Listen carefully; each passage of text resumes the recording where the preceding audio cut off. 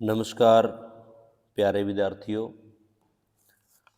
जैसा कि आपको विदित है, हमारे संस्थान के द्वारा ईबैक्स कॉलेज ऑफ एजुकेशन की तरफ से बीएड के कोर्स के रिगार्डिंग एक श्रृंखला चलाई जा रही है, जिसमें हम विभिन्न जो हमारे सब्जेक्ट्स हैं उन सब्जेक्ट्स के बारे में सिलेबस, उसके इम्पोर्टेंट क्वेश्चन और साथ में एक एक टॉपिक जो है हम डिस्कस कर रहे हैं, ताकि प्रत्येक बालक अच्छे तरीके से विषयों को समझ सके और अच्छे तरीके से परीक्षा दे सके। हमारा जो मुख्य उद्देश्य है वो है कि प्रत्येक बालक अच्छे तरीके से अपने कोर्स को करे, ताकि जब कल वो जॉब में जाए तो ये अच्छे कौशल लेके जाए। और इसके साथ साथ यदि वो इन हमारी क्लासेस को अटेंड करता है यूट्यूब पर, तो उसको जो कॉम्पिटिटिव एग्ज़ाम है उसमें भी हेल्प मिलेगी। जैसे सीटेट है या अन्य कोई टीचर एलिजिबिलिटी टेस्ट है, तो उसमें भी हेल्प होगी। तो प्यारे विद्यार्थियों, से श्रृंखला के अंतर्गत आज बीएड पार्ट 1 का पेपर 3, पेपर का नाम है learning and teaching, that is the अधिगम और शिक्षण। इस विषय में हम बात करेंगे और हमारा आज का मुख्य विषय है वो है व्यक्तिगत या व्यक्तिक विभिन्नताएं, इंडिविजुअल डिफरेंसेस। प्यारे विद्यार्थियों, किसी भी अध्यापक को शिक्षण कार्य में निपुणता के लिए सबसे आवश्यक है मनोविज्ञान का ज्ञान। और उसी प्रकार से चाहे अभिभावक हों, समाज के अन्य घटक, समुदाय, संस्थाएं, सभी को मनोविज्ञान की आधारभूत धारणाओं का ज्ञान होना आवश्यक है, क्योंकि बहुत सारी समस्याएं हमारे सामने आती हैं।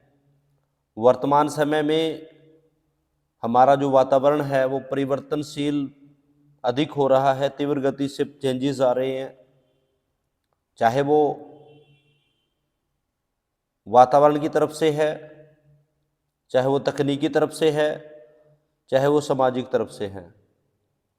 तो इसी संदर्भ में आज का मुख्य विषय जो है व्यक्तिक विभिन्नताएं क्या होती हैं, कितने प्रकार की होती हैं, इन विभिन्नताओं के क्या कारण हो सकते हैं, और एक अध्यापक के लिए व्यक्तिक विभिन्नताओं का ज्ञान होना क्यों आवश्यक है, इसका शैक्षिक निहितार्थ क्या है, क्या उपयोगिता हो सकती है, ये हमारे आज के डिस्कशन के मुख्य पॉइंट रहेंगे।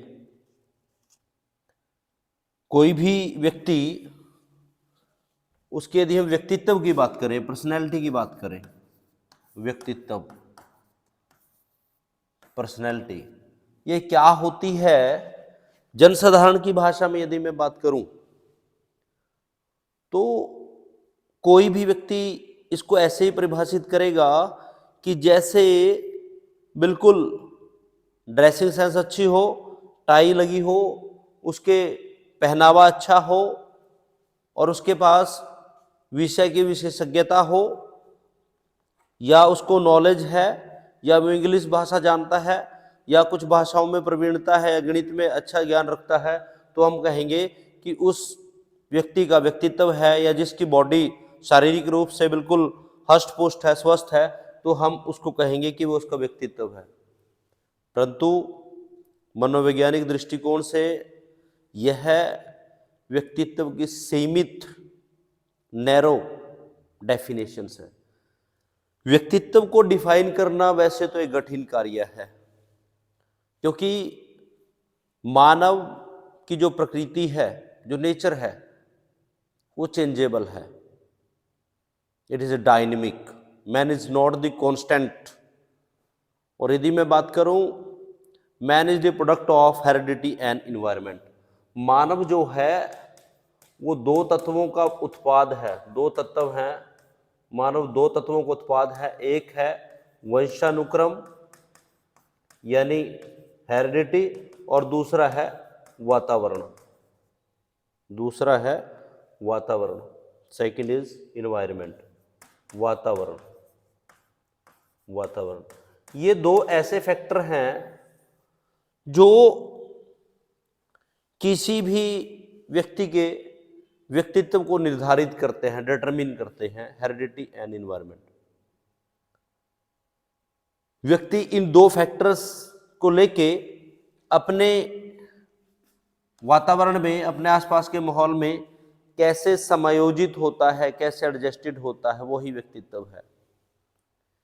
एक व्यक्ति के आंतरिक और बाहरी गुण, इंटरनल प्लस एक्सटर्नल ट्रेड, यदि इन दोनों चीजों को मिलाते हैं तो तभी व्यक्तित्व बनता है। वर्तमान समय में व्यक्तित्व की परिभाषा की यदि मैं बात करूं तो उसको परिवर्तन करने की आवश्यकता है। इन दो फैक्टरों की बात कहें तो जो हेरिडिटी है that is constant factor. One time पर माता पिता के जो ट्रेड्स हैं, माता पिता के जो गुण हैं, वो बालकों में स्थानांतरित होते हैं, क्योंकि वन टाइम यदि ट्रांसमिट ट्रेड हो गए हैं तो उन ट्रेड्स को आप परिवर्तन नहीं कर सकता। That is a liquid fluid, एक तरल पदार्थ जो जीन्स के रूप में, ट्रेड्स के रूप में माता पिता से बालकों में स्थानांतरित होते हैं, that is called heredity. That is constant. One time में आपको हेरिडिटी जो है पेरेंट्स से मिल जाती है, जो आपके व्यक्तित्व को डिटरमिन करती है, आपके बिहेवियर को निर्धारित। ऐसा कि मैंने कहा कि व्यक्तित्व को परिभाषित करना एक कठिन कार्य है, क्योंकि प्रत्येक जो व्यक्तित्व है वो डायनेमिक है, गतिशील है, कांस्टेंट नहीं है। तो इसलिए व्यक्तित्व को परिभाषित करना कठिन कार्य है। परंतु फिर भी मैंने आपको बताया कि हमारे पास दो मेजर ऐसे फैक्टर हैं, इन दोनों फैक्टरों को लेके जब व्यक्ति अपने वातावरण में समायोजन यानी एडजस्टमेंट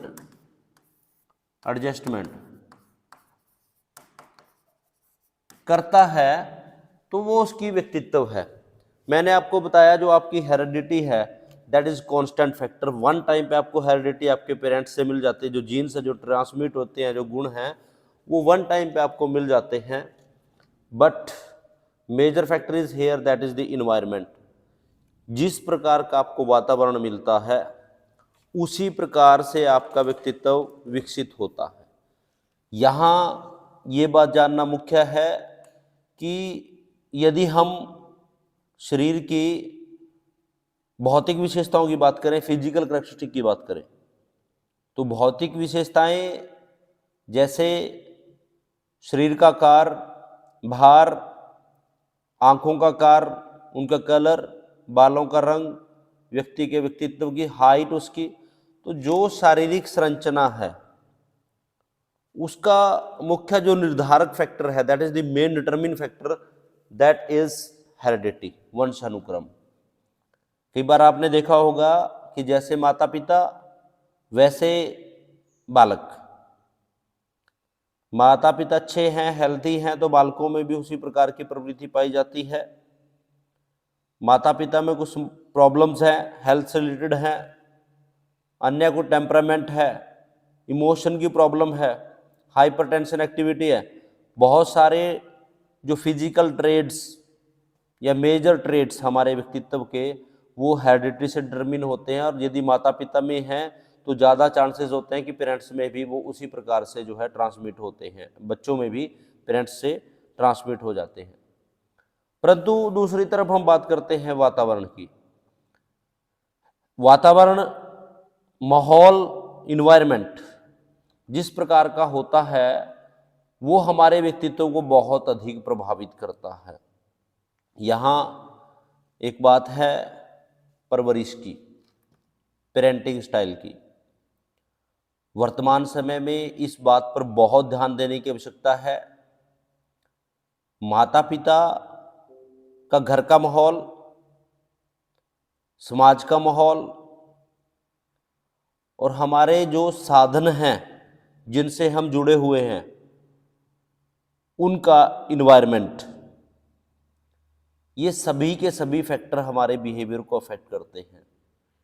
कई बार माता पिता अभिभावक यदि जॉब में हैं तो बच्चों की ओर यदि प्रॉपर अटेंशन नहीं दे पाते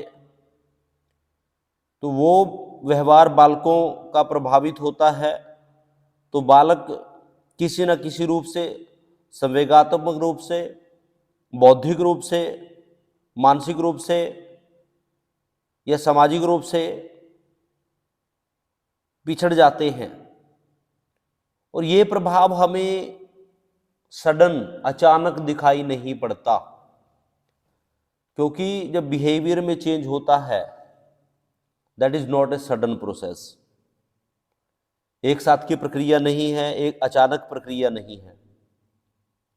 हम जाने अनजाने में बहुत छोटी छोटी बातों को ध्यान नहीं दे पाते। एज ए पेरेंट्स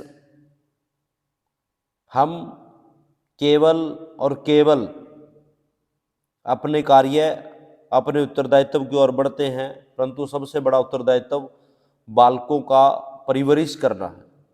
यहाँ एक बात और बता दूं, परवरिश के साथ एक शब्द यूज होता है पालन पोषण। एक होता है पेरेंटिंग, परवरिश, परवरिश दैट इज पेरेंटिंग,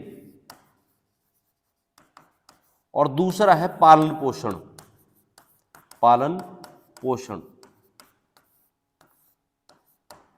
नोशन भी जिसे आप कहते हैं, केयरिंग भी जिसे आप कहते हैं। क्योंकि वर्तमान समय में हम पालन पोषण की ओर बढ़ रहे हैं, परवरिश की ओर नहीं बढ़ रहे हैं, पेरेंटिंग की तरफ नहीं जा रहे। पेरेंटिंग का मतलब ये है कि जब माता पिता, परिवार के सदस्य, जो हमारे सोशल एजेंसीज हैं, उनके मेंबर्स जिस व्यक्ति व्यवहार से, जिस बालक के व्यवहार से जुड़े हुए हैं, उस व्यवहार को सामाजिक रूप से, संवेगात्मक रूप से, बौद्धिक रूप से उसका मार्गदर्शन करें, उसके साथ जुड़े।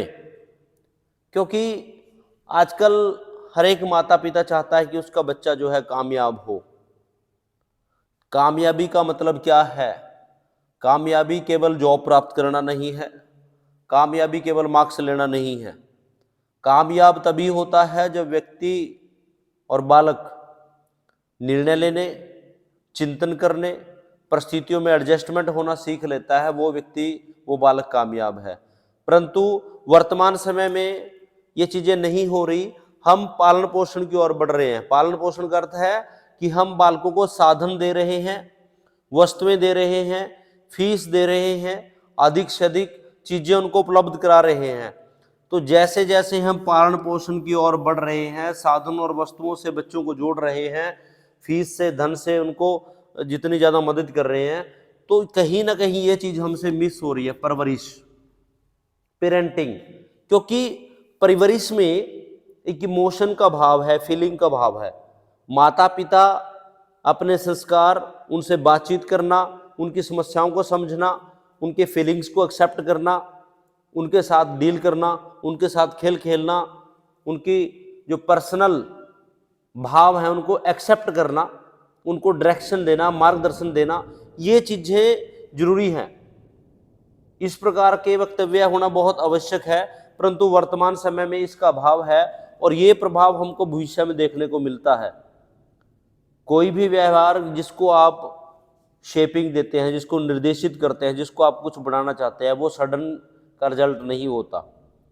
तो यदि मैं बात करूं, आज का जो मुख्य विषय है दैट इज इंडिविजुअल डिफरेंसेस, व्यक्तिगत भिन्नताएं क्या होती हैं, इसी से जुड़ी हुई बात है।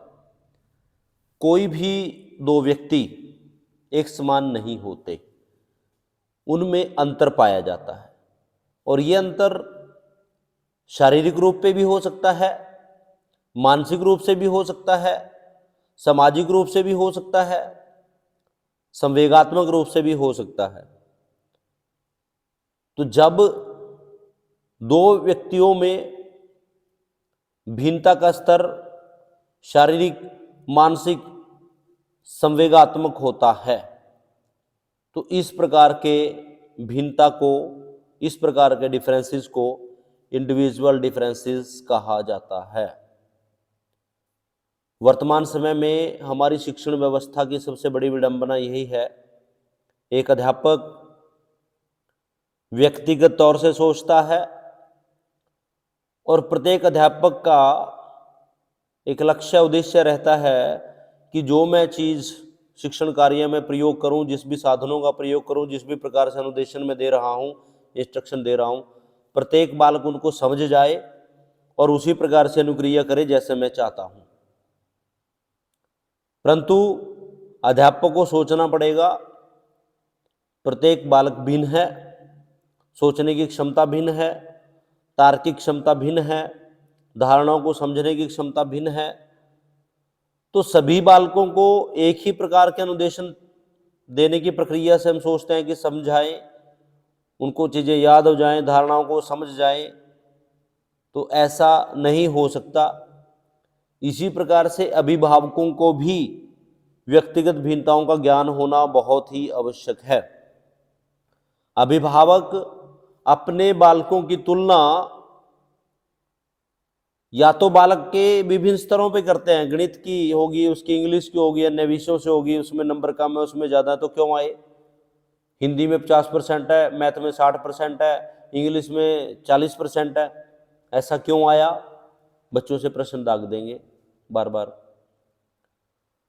और दूसरी तरफ अध्यापक भी यही अपेक्षा करता है कि प्रत्येक बालक टॉप में रहे, हर बालक के 80-90% मार्क्स आने चाहिए।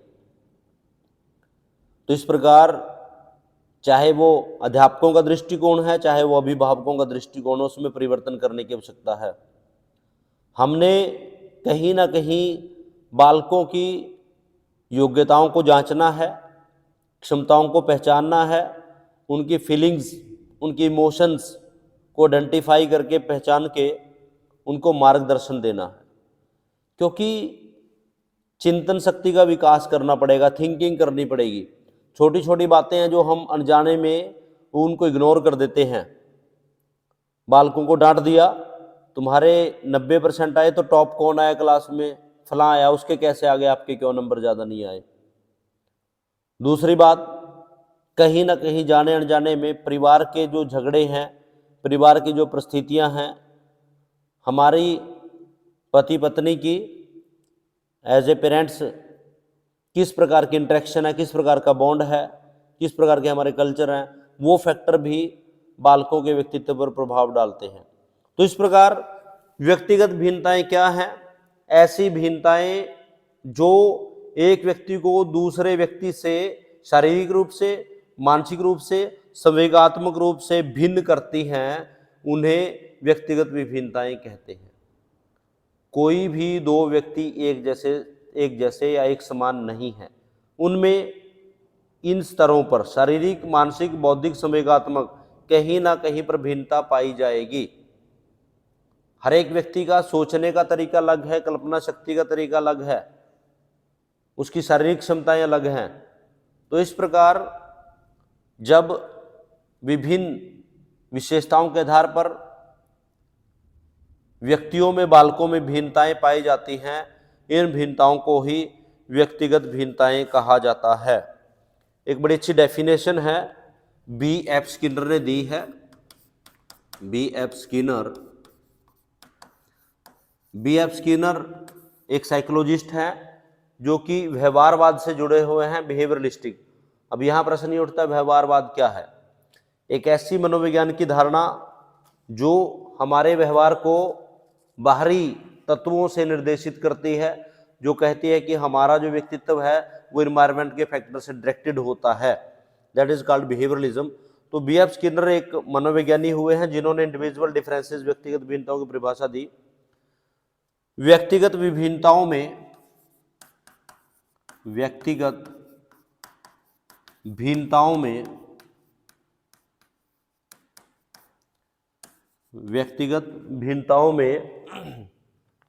संपूर्ण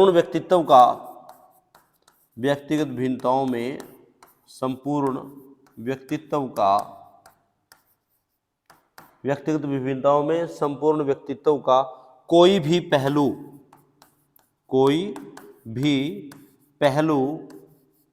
जो मापने योग्य है, वही व्यक्तित्व है। B.F. स्किनर ने कहा कि व्यक्तिगत विभिन्नताएं क्या हैं कि किसी भी बालक का, किसी भी व्यक्ति का जो पूर्ण व्यवहार है, टोटल जो पर्सनैलिटी है, उसमें से यदि कुछ भी मापने योग्य मेजरमेंट है, यदि हम किसी भी बालक का टेस्ट के माध्यम से उसके ट्रेड्स को माप सकते हैं और उन ट्रेड्स के माध्यम से विभिन्नता को प्रदर्शित कर सकते हैं, तो वही व्यक्तिगत विभिन्नताएं हैं। साधारण शब्दों में B.F. स्किनर ने कहा कि हमारे व्यवहार के वो पक्ष जिन विशेषताओं के आधार पर यदि हम उनको मेजरमेंट कर सके तो वो व्यक्तिगत विभिन्नता है। दूसरा एक व्यक्ति हुए हैं जेम्स ड्रेवर। दूसरे एक व्यक्ति हैं, ये भी साइकोलॉजिस्ट हैं, जेम्स ड्रेवर।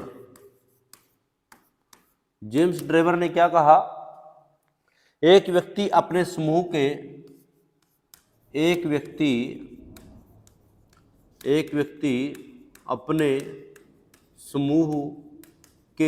औसत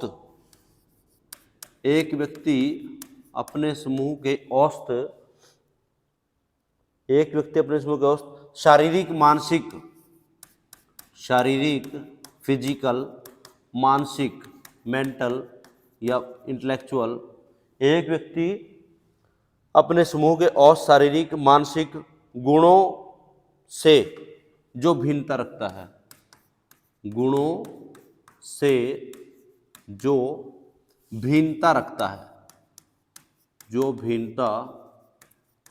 है, वही व्यक्तिगत भिन्नताएं हैं।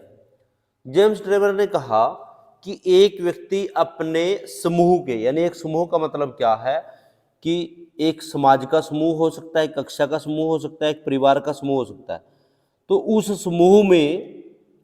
उस समूह के जो व्यक्ति हैं, उनकी जो योग्यताएं हैं, उनके जो गुण हैं, यदि वह व्यक्ति, कोई ऐसा व्यक्ति उस समूह से अपनी शारीरिक क्षमताओं में और मानसिक क्षमताओं में उस समूह से भिन्नता रखता है, तो वही व्यक्तिगत भिन्नता है। एक व्यक्ति अपने समूह के औसत शारीरिक मानसिक गुणों से जो भिन्नता रखता है। एक परिवार जिसमें बहुत सभी व्यक्ति लंबे हैं, उनकी एवरेज हाइट 5.5 फुट, 6 फुट के आसपास है, 6 फुट है, और कोई ऐसा व्यक्ति उस परिवार में है जिसकी हाइट 5 फुट हो जाती है, तो वो भिन्न हो जाएगा, उसे हम व्यक्तिगत भिन्नता कहेंगे। इसी प्रकार मानसिक स्तर की बात करें तो एक व्यक्ति में, परिवार में सभी योग्य व्यक्ति हैं, पढ़े लिखे व्यक्ति हैं, कोई IAS है, कोई टीचर है, कोई ऑफिसर है, कोई वकील है, और उसी परिवार में कोई ऐसा व्यक्ति, ऐसा सदस्य है जो कि शिक्षण कार्य में, प्रोफेशन में उन व्यक्तियों से काफ़ी भिन्न है, उन योग्यताओं से काफ़ी भिन्न है, तो वो भी व्यक्तिगत भिन्नता है। कहने का अभिप्राय क्या है कि किसी भी व्यवहार में, किसी भी व्यक्तित्व में शारीरिक, मानसिक और संवेगात्मक रूप से, 3 वर्ड मैंने यूज किए, शारीरिक यानी फिजिकल, शारीरिक, मानसिक यानी इंटेलेक्चुअल, और संवेगात्मक 3 वर्ड मैंने यूज किए, फिजिकल, इंटेलेक्चुअल और इमोशनल।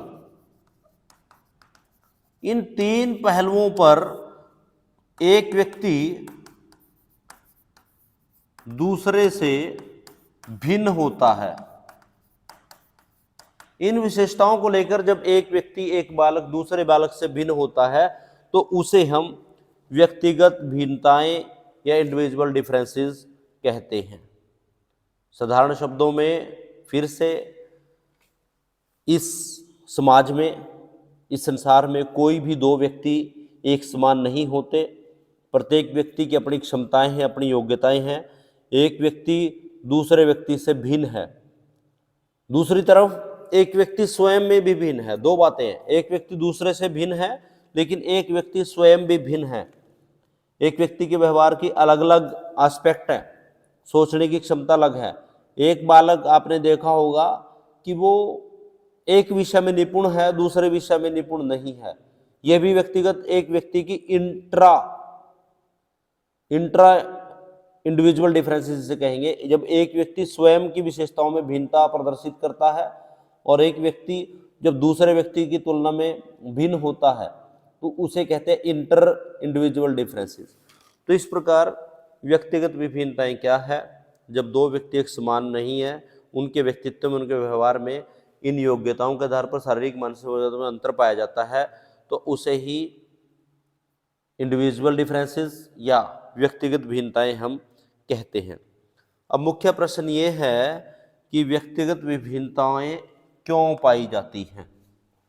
कारण क्या है इसका? रीजन क्या है? कारण, कॉजेज क्या है?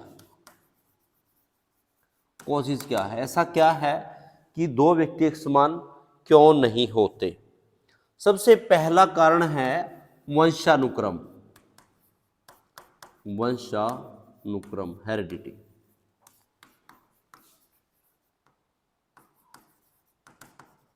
हेरिडिटी। और दूसरा फैक्टर है वातावरण। These are the two major factor जो कि डिटरमिन करते हैं कि व्यक्तिगत विभिन्नताएं कितनी होंगी, किस तरह तक होती हैं और क्यों होती हैं।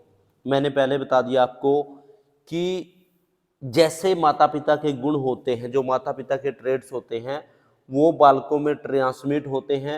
जिस प्रकार के माता पिता के गुण हैं उसी प्रकार से बालकों की शारीरिक संरचना होती है और वो संरचना प्रत्येक दूसरे बालक से अलग भिन्न होती है। तो जिस प्रकार की हेरिडिटी होगी उसी प्रकार से प्रत्येक बालक का बॉडी स्ट्रक्चर होगा, शारीरिक विशेषताएं, उसकी फिजिकल जो कैरेक्टरिस्टिक्स हैं उनमें अंतर आएगा। तो पहला जो फैक्टर है, जो रीजन है, जो कॉज है वो है हेरिडिटी। तो हेरिडिटी के कारण भी इंडिविजुअल डिफरेंसेस पाए जाते हैं। कई बार एक लॉ होता है, जैसे माता पिता वैसे बच्चे, जैसे माता पिता वैसे बच्चे। इसके बारे में कहा जाता है कि कई बार माता पिता हेल्दी हैं तो बच्चे भी हेल्दी है, माता पिता की हाइट ज़्यादा है तो ऊंचाई ज़्यादा है, वो अच्छे स्वस्थ हैं शारीरिक रूप से, तो बालक भी उसी प्रकार से होगा। प्रत्येक बालक की शारीरिक जो संरचना है, उसके शरीर का आकार, भार, ऊंचाई, बालों का रंग, आँखों का कलर, उसका स्ट्रक्चर, उसकी बॉडी स्ट्रक्चर, वो सारे का सारा डिपेंड करता है हेरिडिटी में। इसमें भी दो तीन बातें हैं। पहली बात आती है जैसे माता पिता वैसे बच्चे। जैसे माता पिता वैसे बच्चे। दूसरी बात है भिन्नता, जैसे माता पिता वैसे बच्चे न होना। और तीसरी बात है प्रत्यगमन। प्रत्यगमन, इसका मतलब रिग्रेशन। ये क्या है? वंशानुक्रम का नियम कहता है कि एक नियम तो ये कहता है कि जिस प्रकार के माता पिता हैं उसी प्रकार से बालक होंगे, क्योंकि वही ट्रेड जो हैं ट्रांसमिट होते हैं बच्चों में। दूसरी बात, दूसरा सिद्धांत कहता है कि यदि माता पिता की हेरिडिटी भिन्न भी हो सकती है, कुछ केसों में ऐसा भी देखा जाता है कि माता पिता यदि हेल्दी हैं, उनकी हाइट लंबी है, तो बच्चे जो हैं छोटे रह सकते हैं, उनकी हाइट छोटी कम रह सकती है, शारीरिक बनावट में भिन्नता हो सकती है, वो भी हेरिडिटी के कारण है। ये भी इसका सिद्धांत है। तीसरी बात है रिग्रेशन। तीसरे बात में ये हेरिडिटी का रूल कहता है कि जैसे जैसे हमारी जनरेशन आती है, जैसे जैसे जनरेशन, हमारी जो पीढ़ियां आगे बढ़ती हैं, तो पेरेंट्स के जो ट्रेड्स हैं वो हर जनरेशन में कम होते चले जाते हैं। हमारे अंदर जो गुण हैं वो हमारे पेरेंट्स के हैं, हमारे पेरेंट्स के अंदर हमारे दादा दादी के जो गुण थे वो उनके अंदर है। लेकिन यदि उनको मेजरमेंट किया जाए तो जो ट्रेड हमारे ग्रैंडफादर मदर से हमारे माता पिता में आए, माता पिता से हमारे अंदर आ रहे हैं और हमारे अंदर से हमारे बच्चों में हो गए, तो उनके जो मेजर ट्रेड्स हैं, दीज आर दी रिग्रेशन होगा, प्रत्यासमरण होगा, तो उनमें कमी आती चली जाएगी। और एक स्तर ऐसा आता है 8-10 पीढ़ियों के बाद कि वो टोटली जो ट्रेड हैं, जो गुण हैं, जो जीन्स है, वो चेंज हो जाती है, जिसे कहते हैं पीढ़ी परिवर्तन, वो चीज होती है। तो हेरिडिटी के ये फैक्टर हैं, ये लॉ हैं, जिनके कारण व्यक्तिगत भिन्नताएं पाई जाती हैं। दूसरा है इन्वायरमेंट, ये बहुत मेजर फैक्टर है इन करंट सिचुएशन, क्योंकि इन्वायरमेंट ऐसा फैक्टर है जो चेंजेबल है, डायनेमिक है। वर्तमान समय में मैं बात करूं तो आज का वातावरण जो है उसको एक वर्ड यूज करें, दूषित हो चुका है, प्रदूषित हो चुका है। दूषित प्रदूषित का मतलब ये है कि वर्तमान समय में इतनी सारी नॉलेज, इतनी सारी इंफॉर्मेशन आ रही है कि हमने हर व्यक्ति का व्यवहार, हर व्यक्ति का जो माइंड है वो अस्त व्यस्त है। क्या स्वीकार करें, क्या स्वीकार न करें, अपने अपने माइंड को एक डस्टबिन बना लिया है। यूट्यूब से, फेसबुक से, अन्य नेट के साधनों से बहुत सारी इंफॉर्मेशन हम गेन कर रहे हैं। तो वर्तमान समय में फिजिकल एक्टिविटीज दूर चली गई हैं। विद्यार्थियों, हम इसके कारणों की बात करते हैं कि व्यक्तिगत विभिन्नता क्यों होती है। पहला मैंने बताया दैट इज हेरिडिटी। हेरिडिटी में भी मैंने बताया आपको 3 नियम हैं, जो नियम कहते हैं कि किस प्रकार से भिन्नताएं पाई जाती है। पहला नियम कहता है कि जैसे माता पिता वैसे बच्चे, कि जिस प्रकार माता पिता के जो फिजिकल कैरेक्टरिस्टिक है वो बच्चों में ट्रांसमिट होती है और उसी प्रकार से बच्चों की फिजिकल कैरेक्टरिस्टिक जो है इफेक्ट होती है, उसी प्रकार से वो दिखाई पड़ते हैं। दूसरा इसमें मैंने बताया कि जैसे माता पिता वैसे बच्चे न होना, बिल्कुल अपोजिट है, भिन्नता आ जाती है। कई बार आपने देखा होगा माता पिता का फिजिकल स्ट्रक्चर अलग है और बच्चों का अलग है। तीसरी बात आती है regression, that is the law of regression. Regression का मतलब प्रत्यागमन, प्रत्यागमन का मतलब कम होना। मैंने अभी बताया कि जैसे प्रथम पीढ़ी से लेके यदि हम 6-7 पीढ़ी की बात करें तो प्रथम पीढ़ी के जो ट्रेड थे, उनके जो गुण थे माता पिता के, उनका स्वभाव था, उनका जो नेचर था, और वर्तमान समय में उसमें बहुत सारा अंतर आ गया है। वो चीजें बिल्कुल ना के बराबर जो है बालकों में रह जाती है। तो इस प्रकार जिस प्रकार की हेरिडिटी होगी, जैसा वंशानुक्रम होगा, उसी प्रकार से व्यक्ति का उसमें व्यक्तिगत भिन्नताएं पाई जाएंगी। दूसरा है वातावरण, that is the major affected factor.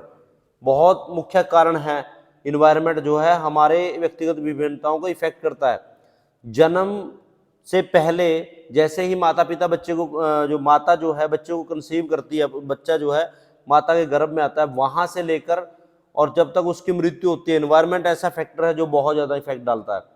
तो जिस प्रकार का वातावरण बालक को मिलता है उसी प्रकार से उसका व्यक्तित्व निर्धारित होता है और वो ही उसके अंदर विभिन्नताएं पैदा करता है। जिस प्रकार का इन्वायरमेंट है, सोशल, इमोशनल, और उस प्रकार का आसपास का जो माहौल है उसका, वैसा ही बच्चे का व्यवहार बनता है और वही व्यक्तिगत विभिन्नताएं। आपने देखा होगा परिवार के अंदर जो परिवार का माहौल है, यदि उसमें किसी प्रकार की कलह है, क्लेश है, पारिवारिक झगड़े रहते हैं, या परिवार की हिस्ट्री इस प्रकार की है जिसमें विवाद रहते हैं, चाहे वो पति पत्नी का है, चाहे वो बड़े मेंबर्स का है, तो बच्चों में भी वो चीज आपको दिखाई देगी। कई बार बच्चे अपराधी प्रवृत्ति के हो जाते हैं, डेलिक्वेंट हो जाते हैं, कदाचारी हो जाते हैं, या एंटी सोशल बिहेवियर करते हैं।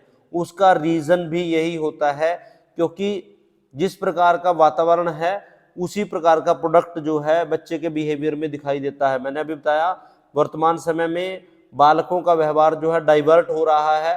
वो एंटी इंटरनेट ड्रग की बात मैं करता हूं। वर्तमान समय में जो मोबाइल फोन है, इंटरनेट है, फेसबुक है या और इंस्टाग्राम है, ये जो सोशल मीडिया के जो माध्यम है, संचार के जो साधन है, ये हमारे इन्वायरमेंट के वो फैक्टर हैं जो बालकों के व्यवहार पे बहुत अधिक प्रभाव डाल रहे हैं। आजकल यदि बात करें तो ये एक तरह से नशा हो गया है। जिस प्रकार किसी व्यक्ति को नशा लग जाता है और उसको लत लग जाती है, उसी प्रकार से वर्तमान समय में इसकी लत लग गई है। ये भी हमारे इन्वायरमेंट का एक फैक्टर है जो हमारे बिहेवियर को डिटरमिन कर रहा है। आपने देखा होगा 2 बच्चे, एक जो नेचुरल इन्वायरमेंट में फिजिकल एक्सरसाइज करता है, माता पिता के साथ उनके साथ कहानी सुनता है, उस माहौल में है, और एक ऐसा बच्चा जो 24 घंटे या 12 घंटे 6 घंटे फोन पे है, तो उन दोनों के बिहेवियर में आपको अंतर देखने को मिलेगा। तो इंडिविजुअल डिफरेंसेस का पहला कारण हेरिडिटी है, दूसरा कारण वातावरण है, तीसरा है जेंडर, लिंग। क्योंकि लड़के और लड़कियां दोनों में अंतर पाया जाता है। आपको पता है कि माता पिता के जो गुणसूत्र हैं, जो क्रोमोसोम है, जो जीन्स है, उनके जो कॉम्बिनेशन है XY और XX, these are the genes. ये ऐसे गुणसूत्र हैं जिनसे किसी भी बालक या बालिका की संरचना होती है।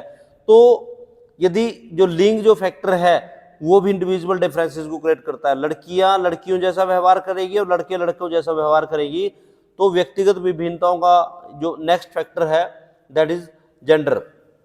तीसरा है प्रजाति, जाति या देश, क्योंकि कोई भी व्यक्ति जो प्रोडक्ट है वो अपने इन्वायरमेंट का है और इन्वायरमेंट का ही एक फैक्टर है रेसिस यानी प्रजाति। आपने देखा होगा आदिवासियों के बच्चे उनके जैसे शारीरिक संरचना, शारीरिक सोच और उसी प्रकार के कार्यों में व्यस्त रहते हैं।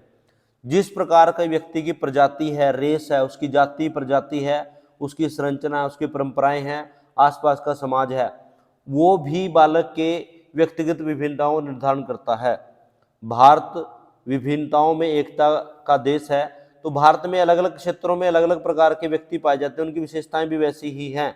साउथ की बात करें, नॉर्थ की बात करें, या बिल्कुल अलग जो हमारे पहाड़ी एरिया है, तो जिस प्रकार के क्षेत्र में बालक रहता है उसी प्रकार की उसकी फिजिकल स्ट्रक्चर की बात करें, इंटेलेक्चुअल स्ट्रक्चर की बात करें, भाषा के विकास की बात करें, तो उसमें अंतर पाया जाता है।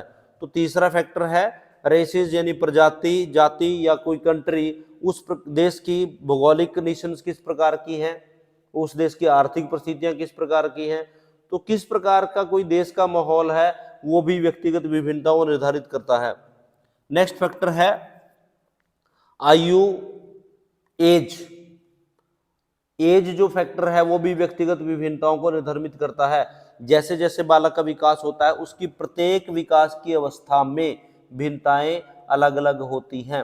आप देखते होंगे कई बार ऐसे प्रश्न आते हैं कि जैसे बच्चा छोटा होता है, छोटी क्लासेस में उसकी आउटपुट बड़ी अच्छी आती है, वो बड़ा एक्टिव होता है, हर तरह से आपको अच्छे रिस्पॉन्स आते हैं, आप उसकी भविष्य की कल्पना लग जाते हैं करने।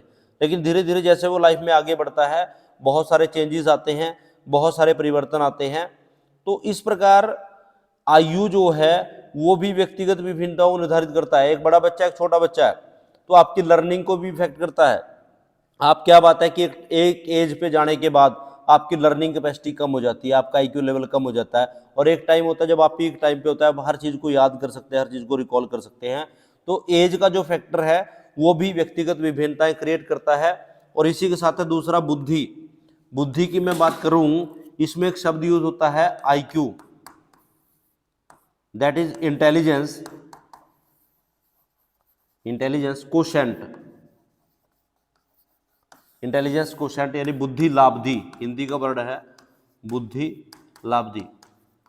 देखिए आईक्यू लेवल की यदि हम बात करें, इसका एक फॉर्मूला है दैट इज MA/CA मल्टीप्लाई 100।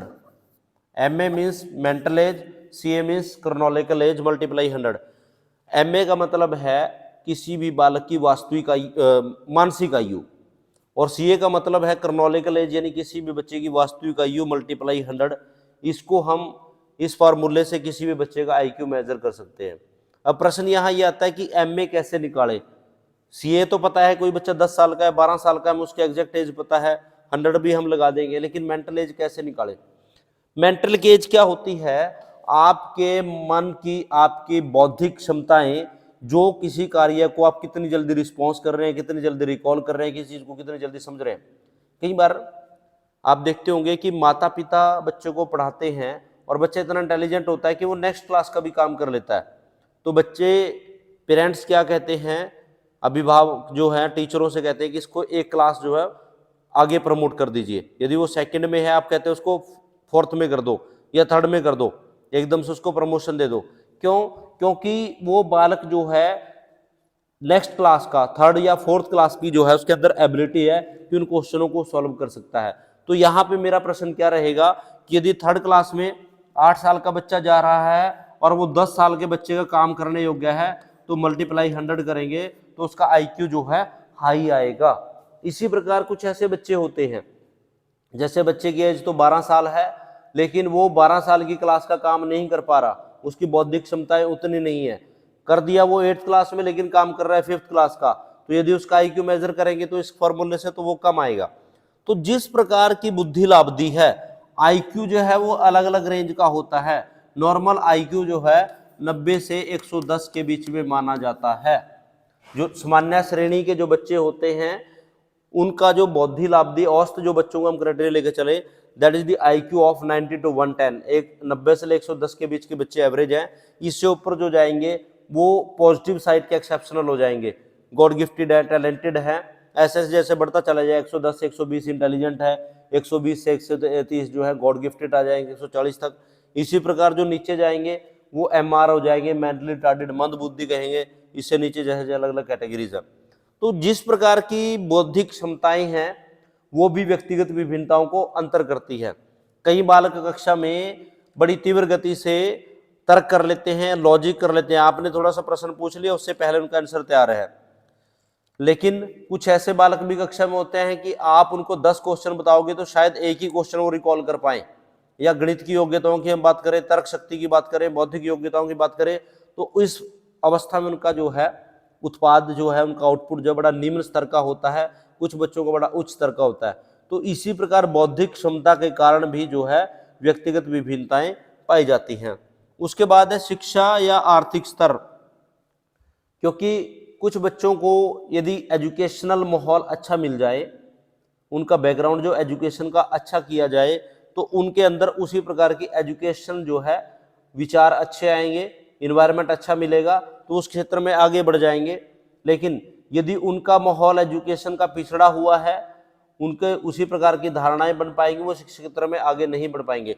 तो इकोनॉमिक एजुकेशन के बेस पे भी जो है विभिन्नता का कारण हो सकता है। नेक्स्ट है इकोनॉमिक स्टेटस। कई बार ऐसी चीजें होती हैं कि आर्थिक पिछड़ेपन के कारण जो है बच्चे जो है अपनी प्रदर्शन अच्छा नहीं कर पाते, उनकी बैकग्राउंड जो है स्टडी के लेवल में, क्षमताओं के लेवल में अच्छी नहीं बढ़ पाती। जिन बच्चों का आर्थिक स्तर अच्छा है, ये देखा गया है कि उनकी उपलब्धि स्तर जो है अच्छी पाई जाती है, क्योंकि उनको समय पर साधनों उपलब्ध हो जाते हैं, उनका इन्वायरमेंट जो चेंज हो जाता है। तो इकोनॉमिक फैक्टर भी इंडिविजुअल डिफरेंसेस को जो है डिटरमिन करते हैं। नेक्स्ट है इमोशन, इमोशनल बिहेवियर। मैंने पहले बताया था कि व्यक्तिगत विभिन्नताएं क्या होती हैं, शारीरिक, मानसिक और सामाजिक। इन 3 क्षेत्रों में एक बालक यदि दूसरे से भिन्न है तो वो व्यक्तिगत विभिन्नताएं हैं। तो इमोशन जो है बहुत बड़ी चीज है, क्योंकि बच्चों के अंदर यदि इमोशनल इंटेलिजेंस है, वो संवेगों को नियंत्रण करना सीख लेते हैं, तो उनके अंदर उनके व्यक्तित्व का विकास होगा। इसी प्रकार आपने देखा होगा कुछ व्यक्ति इमोशनली अनस्टेबल होते हैं, स्थिर होते हैं। थोड़ी सी सिचुएशन हुई, टीचर ने डांट दिया, अभिभावकों ने डांट दिया, रोने लग जाएंगे, डर जाते हैं, कुछ के अंदर भय का जो है फैक्टर आ जाता है। और कुछ आजकल के प्रेजेंट बच्चे में एग्रेसिव हो जाते हैं बच्चे, टीचर ने डांट दिया, पेरेंट्स ने डांट दिया, उसी प्रकार से हाजिर जवाबी गुस्से का रिएक्शन उनका होता है। तो इमोशनल जो बिहेवियर है वो भी हमारे इंडिविजुअल डिफरेंसेस को अफेक्ट करता है कि किस प्रकार से इमोशन को कंट्रोल किया जाए और किस सिचुएशन में किस इमोशन को जाहिर करना है। तो इमोशनल इंटेलिजेंस का जो फैक्टर है वो भी इंडिविजुअल डिफरेंसेस को अफेक्ट करता है। उसके बाद है मेंटल हेल्थ, क्योंकि वर्तमान समय में यदि हम बात करें तो प्रत्येक व्यक्ति अस्त व्यस्त है। मानसिक रूप से स्वस्थ उसी व्यक्ति को कह सकते हैं जो सिचुएशन के अकॉर्डिंग, परिस्थितियों के अकॉर्डिंग निर्णय ले सके। तो यदि मेंटल हेल्थ अच्छी है तो उसकी अचीवमेंट अच्छी होगी। तो मानसिक स्वास्थ्य के रूप में भी बच्चों में सोचने की, समझने की, तर्क करने की शक्ति अलग अलग हो सकती है, जो कि व्यक्तिगत विभिन्नताओं का कारण हो सकता है।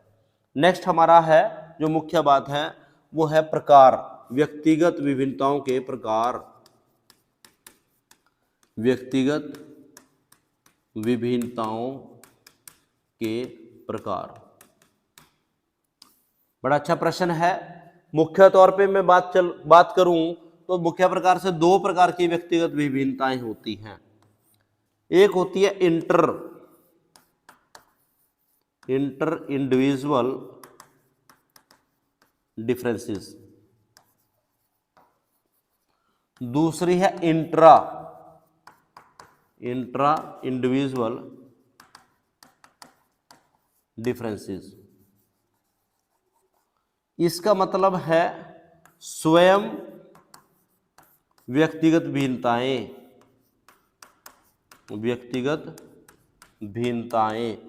और इसका मतलब है दूसरे से व्यक्तिगत भिन्नताएं।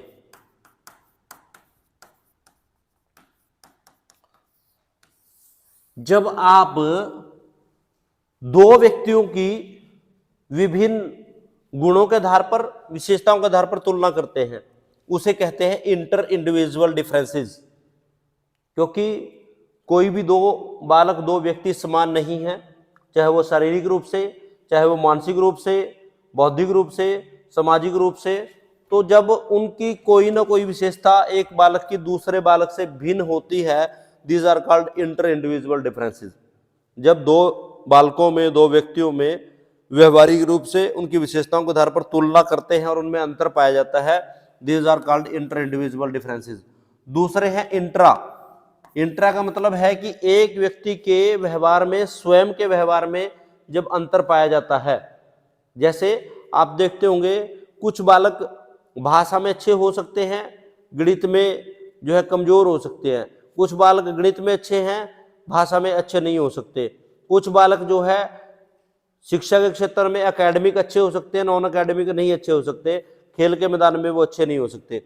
तो कोई बालक जब स्वयं की विशेषताओं में भिन्न होता है, एक विशेषता में बड़ा अच्छा है, किसी क्षेत्र में बड़ा अच्छा, दूसरे क्षेत्र में अलग है, तो जो बालक के स्वयं के व्यवहार में भिन्नता होती है, this are called inter individual differences. This are the major differences. इसके अलावा अन्य भी प्रकार हैं, अन्य भी प्रकार हैं। पहला है शारीरिक भिन्नता, फिजिकल डिफरेंसेस। शारीरिक भिन्नता, फिजिकल डिफरेंसेस, फिजिकल डिफरेंसेस। जैसा कि नाम से स्पष्ट है कि जब शारीरिक विशेषताओं पे, हाइट के आधार पर, बॉडी के आधार पर, कलर्स के आधार पर, स्ट्रक्चर्स के आधार पर, ठीक है ना, ज्ञानेंद्रियों के आधार पर, तो शारीरिक जो फिजिकल करेक्टरिस्टिक है उसके बेस में जब दो बालकों में या दो व्यक्तियों में या दो व्यक्तित्वों में अंतर पाया जाता है, that is called physical differences. रंग, रूप, आकार, भार, इन चीजों में, इन फैक्टर्स के बेस पे जब अंतर पाया जाता है। दूसरा है मानसिक भिन्नता। मानसिक भिन्नता, इंटेलेक्चुअल कह सकते हैं आप, इसको मेंटल कह सकते हैं, मेंटल, इंटेलेक्चुअल, इंटेलेक्चुअल डिफरेंसेस। ये भी नाम से स्पष्ट है, जब दो बालकों में उनकी बौद्धिक क्षमताओं के बेस पे अंतर पाया जा सकता है। मैंने अभी बताया बुद्धि लाब्धी, कुछ बालकों का आईक्यू लेवल बड़ा अच्छा हो सकता है, कुछ का सामान्य होता है, कुछ का सामान्य से निम्न हो सकता है। तो बौद्धिक योग्यताओं के आधार पर जब दो बालकों में, दो व्यक्तित्वों में अंतर आप करते हैं तो उसे मानसिक विभिन्नता कहा जाता है। इसके अलावा संवेगात्मक भिन्नता, तीसरा प्रकार है इमोशनल, संवेगात्मक भिन्नता,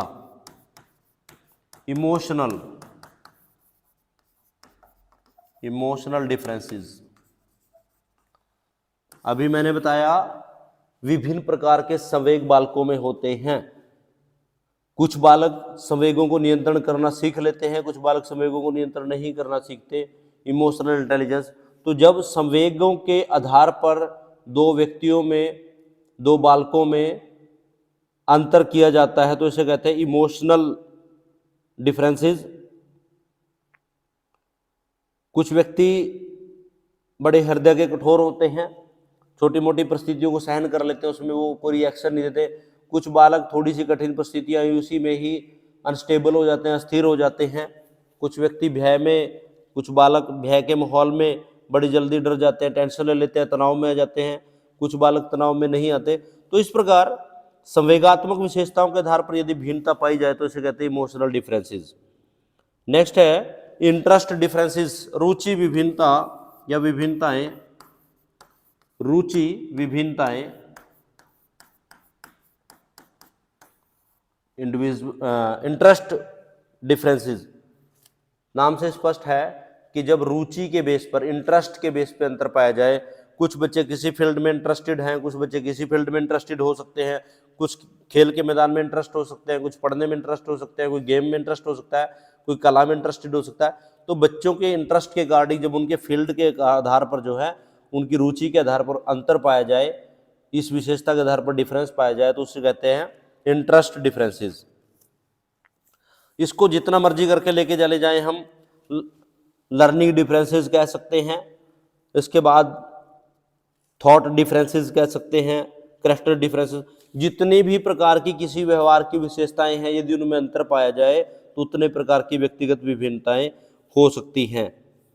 जैसे व्यक्तित्व में विभिन्नता, पर्सनैलिटी डिफरेंसेस, ये मैंने अभी बताया।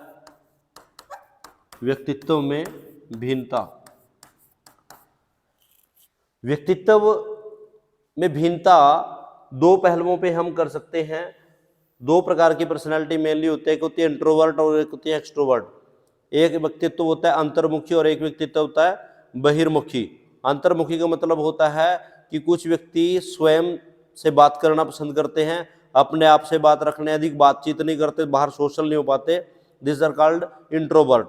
कुछ होते हैं एक्सट्रोवर्ट, ऐसे व्यक्तित्व जो मिलनसार होते हैं, जल्दी दोस्ती बनाते हैं, सामाजिक होते हैं, व्यवहारिक परिस्थितियों में जल्दी समायोजित कर लेते हैं, केवल बातों अन्य व्यवहारों से जुड़ने के लिए बात कर सकते हैं, किसी से भी किसी भी सिचुएशन में एडजस्टमेंट कर सकते हैं, दिस आर कॉल्ड इंट्रोवर्ट। तो व्यक्तित्व के आधार पर अलग अलग प्रकार की पर्सनैलिटीज होती हैं। जब पर्सनैलिटी के बेस पे व्यक्तित्व के आधार पर, ट्रेड गुणों के आधार पर अंतर पाया जाए, this are called personality differences. व्यक्तित्व के आधार पर भिन्नता पाई जाती है। तो these are the basic differences, individual differences. अब प्रश्न यहां ये उठता है कि ये जो व्यक्तिगत विभिन्नता की धारणा है, ये पढ़ने से लाभ क्या है, महत्व क्या है, यानी शैक्षिक महत्व, एजुकेशनल इम्प्लीकेशन क्या है, शैक्षिक महत्व व्यक्तिगत विभिन्नताओं का क्या है। जैसा कि मैंने पहले बताया, वर्तमान समय में एक अध्यापक को, अभिभावकों को, सामाजिक कार्यकर्ताओं को व्यक्तिगत भिन्नताओं का ज्ञान होना अति आवश्यक है।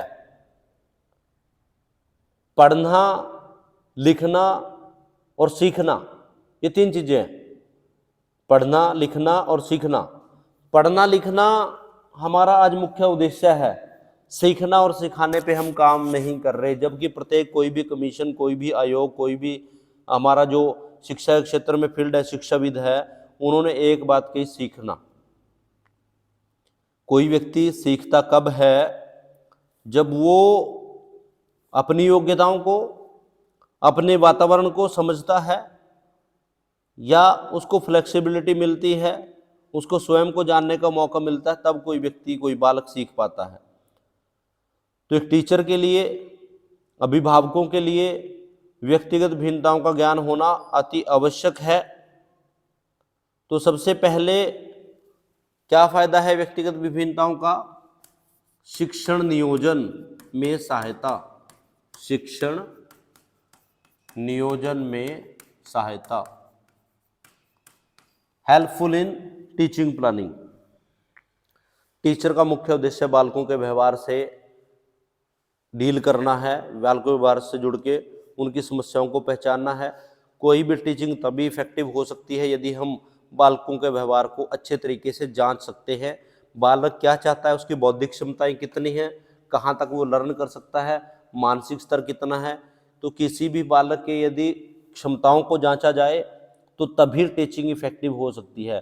तो एक टीचर यदि अपने शिक्षण कार्य को रुचिकर, इंटरेस्ट और उद्देश्यपूर्ण बनाना चाहता है तो उसको व्यक्तिगत विभिन्नताओं का ज्ञान होना अति आवश्यक है। दूसरा, मार्गदर्शन एवं परामर्श, मार्गदर्शन एवं परामर्श, मार्गदर्शन एवं परामर्श, गाइडेंस एंड काउंसलिंग एवं परामर्श। व्यक्तिगत विभिन्नताओं के आधार पर एक अध्यापक और अभिभावक बालकों की योग्यताओं को जांचकर उनको भविष्य के लिए मार्गदर्शित कर सकते हैं, परामर्श कर सकते हैं, चाहे वो सीखने के क्षेत्र में है, समझने के क्षेत्र में है, रोजगार के क्षेत्र में है, व्यवसाय के क्षेत्र में है। तो किसी भी फील्ड में यदि हमें व्यक्तिगत विभिन्नताओं का ज्ञान है तो हम बालकों को निर्देशित कर सकते हैं, परामर्श दे सकते हैं, उनको उस बारे में ज्ञान दे सकते हैं। उसके बाद नेक्स्ट है पाठ्यक्रम का नियोजन। पाठ्यक्रम का नियोजन, हेल्पफुल इन प्लानिंग करिकुलम। अध्यापक को बालकों को क्षमताओं का यदि पता चल जाए, उनकी योग्यताओं का यदि पता चल जाए, तो उसी प्रकार से करिकुलम की कंस्ट्रक्शन जो है की जा सकती है, क्योंकि बालक शिक्षण व्यवस्था का केंद्र बिंदु है। कोई भी व्यवहार उसके साथ तभी हम डील कर सकते हैं यदि उसके बारे में हमें जानकारी है। तो जब अध्यापक को व्यक्तिगत विभिन्नताओं का पता चलेगा, कितने स्तर की होती है, मानसिक कौन सी है, बौद्धिक कौन सी है, शारीरिक कौन सी है, तो उन विभिन्नताओं को जानकर ही हम अपने पाठ्यक्रम की संरचना कर सकते हैं। हमारे पाठ्यक्रम के अंदर क्या क्या चीज़ें, कौन कौन से आइटम, कौन से प्रश्न, कौन से लेसन, कौन सी गतिविधियां हमने रखनी है, यदि हमें पता होगा कि किस प्रकार की व्यक्तिगत विभिन्नताएं होती हैं, तो उन चीज़ों को हम अपने पाठ्यक्रम में रख सकते हैं। तीसरा, कक्षा कक्ष समस्याओं को दूर करना। कक्षा कक्ष समस्याओं को दूर करना, to remove the classroom problems. क्योंकि जब टीचर प्रथम बार कक्षा में आता है, तो अध्यापक का एक उद्देश्य होता है कि सभी बालक अच्छे तरीके से सीख जाए, या जो मैं उनको समझाना चाहता हूँ समझ जाए। लेकिन जब टीचर उस वे से समझाता है तो बहुत सारी समस्याएं आती हैं। कुछ बच्चे समझ जाते हैं, कुछ समझते नहीं, कुछ कक्षा में में जो इनडिसिप्लिन क्रिएट करते हैं। कई बार टीचर बड़ा अच्छा पढ़ा रहा है लेकिन बच्चों को ध्यान नहीं है। तो कक्षा में कौन कौन सी समस्याएं हैं, यदि टीचर को व्यक्तिगत विभिन्नताओं का ज्ञान है, तो क्लासरूम की जो प्रॉब्लम्स है टीचर उनको आइडेंटिफाई कर सकता है, उनको पहचान कर सकता है और उनका निदान कर सकता है। तो इस प्रकार व्यक्तिगत विभिन्नताओं के ज्ञान से टीचर क्लासरूम प्रॉब्लम को सॉल्व कर सकता है और अपने शिक्षण को जो है रुचिकर बना सकता है। चौथा है छात्रों का वर्गीकरण या बालकों का वर्गीकरण, क्लासिफिकेशन ऑफ द लर्नर्स, छात्रों का वर्गीकरण। क्लासिफिकेशन ऑफ द लर्नर्स, यदि टीचर को व्यक्तिगत विभिन्नताओं का ज्ञान है, तो टीचर उसी विभिन्नताओं के आधार पर शारीरिक रूप से अक्षम बालकों को अलग करके बौद्धिक बालकों को अलग कर सकता है, सामान्य बालकों को अलग कर सकता है। तो टीचर जो है ग्रुपिंग करके, वर्गीकरण करके, क्लासिफिकेशन ऑफ द लर्नर्स करने के बाद उनको उसी प्रकार के इंस्ट्रक्शन देकर उनकी योग्यताओं के अनुसार जो है पढ़ा सकता है, उनके व्यवहारों को आकार दे सकता है, उनको उसी प्रकार से डील कर सकता है अध्यापक। तो प्यारे विद्यार्थियों, ये मुख्य बातें जो मैंने बताई, इसके अलावा और भी हो सकती है। टीचर जो है बच्चों को मार्गदर्शन कर सकता है, संस्थाओं के लिए हेल्पफुल हो सकती है, इंडिविजुअल डिफरेंसेस का ज्ञान टीचर के शिक्षण में सहायक हो सकता है, होमवर्क देने में, कक्षा की प्रॉब्लम्स में, लिंग भेद को कम करने में, तो बहुत सारे फैक्टर्स हो सकते हैं। तो प्यारे विद्यार्थियों, आज की चर्चा यहीं पे समाप्त करेंगे। तो सभी बालक इस विषय से संबंधित कमेंट बॉक्स में अपने विचार दें कि इसमें क्या और चीज़ें हो सकती हैं, हम अपने शिक्षण को कैसे प्रभावकारी बताएं ताकि अधिक से अधिक बीएड के विद्यार्थी इससे लाभान्वित हो सकें। जो कमेंट बॉक्स है उसमें अपने विचार दें कि ये जो हमारा सेशन है ये ज्ञानवर्धक था, किस प्रकार की सूचनाएं इसमें हमने आपस में डिस्कस की। तो भविष्य में भी हम इस क्षेत्र में अनेक प्रयास करते रहेंगे। हमारे जितने विषय हैं, फर्स्ट ईयर चाहे वो सेकंड ईयर, उनके ऊपर प्रत्येक गहराई से हर एक बिंदु पर हम चर्चा करेंगे ताकि प्रत्येक बालक जो है बीएड का अच्छे मार्क्स लेके अच्छा टीचर बने, हमारी यही कामना है। तो थैंक यू सो मच, धन्यवाद।